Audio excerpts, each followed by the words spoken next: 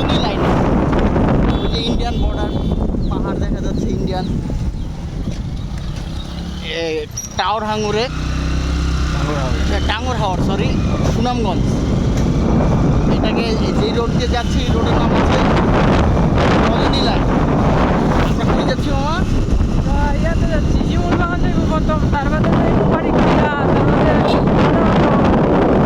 সাদা পাথর, বরফটিলা, শিমুল বাগান। শিমুল বাগান। সাথে আমাদের গাইড হিসেবে আছে আমাদের এক মামা, যে বাইক চালায় নিয়ে যাচ্ছে সেই স্থানীয় এখানে। আজকে আমাদের ভ্রমণটা খুবই আনন্দদায়ক এবং আনন্দময়।